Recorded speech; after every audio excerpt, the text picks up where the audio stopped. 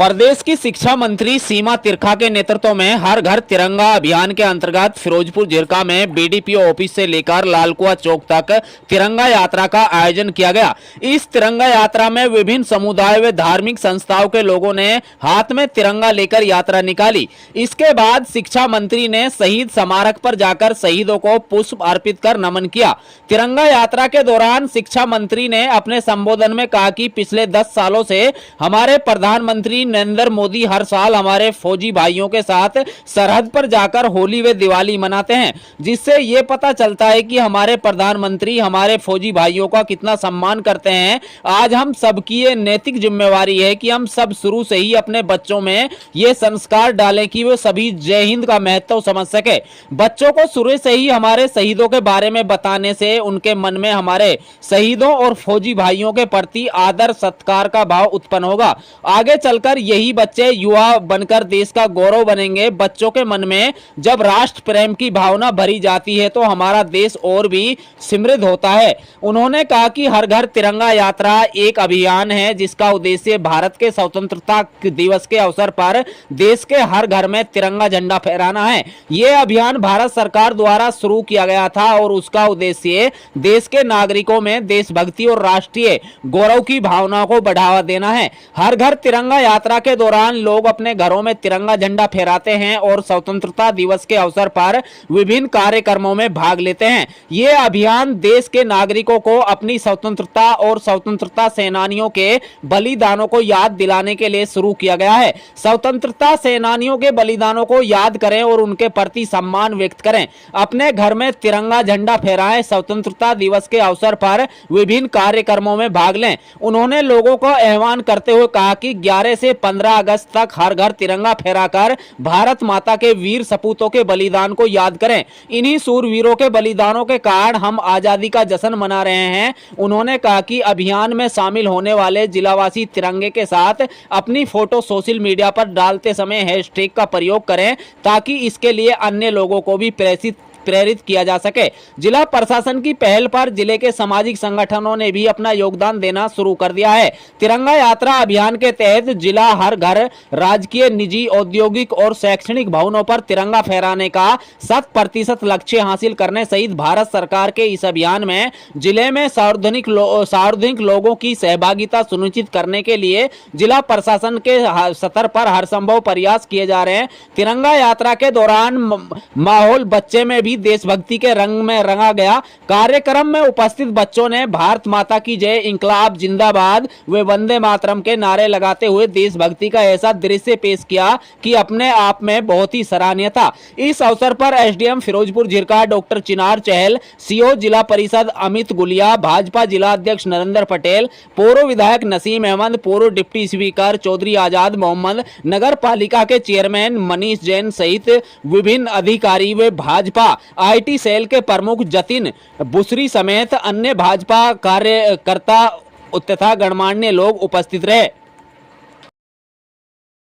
तिरंगा यात्रा में हर घर तिरंगा और हर व्यक्ति तिरंगा लेकर के सड़क पर आपको दिखेगा कि आज का जो दिन है हम लोग उन तमाम शहीदों के नाम समर्पित कर रहे हैं जिनकी वजह से 15 अगस्त के जैसा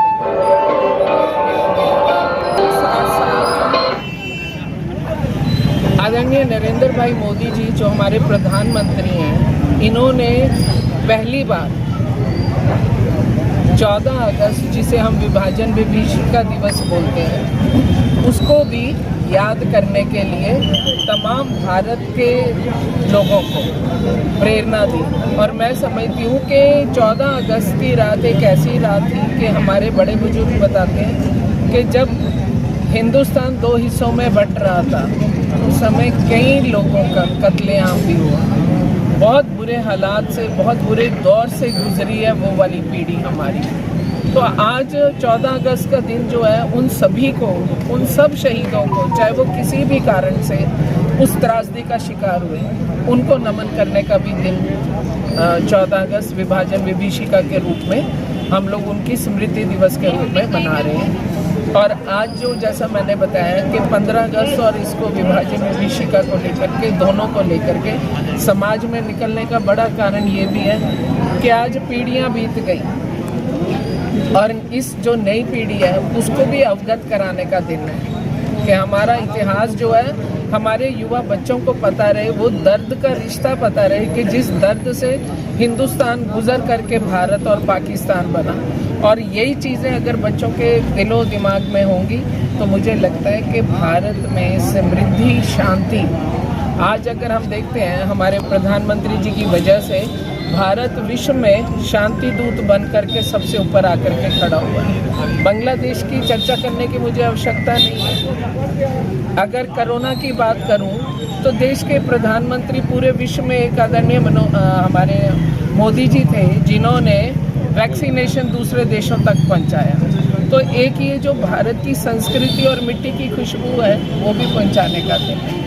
15 अगस्त से कोई भी देश तभी बढ़ सकता है जब उसका नागरिक उसको समर्पित होगा। और हम ये समझते हैं कि जितने बच्चे आगे बढ़ेंगे उतना देश युवा भी रहेगा और आगे भी बढ़ेगा, समृद्ध होगा।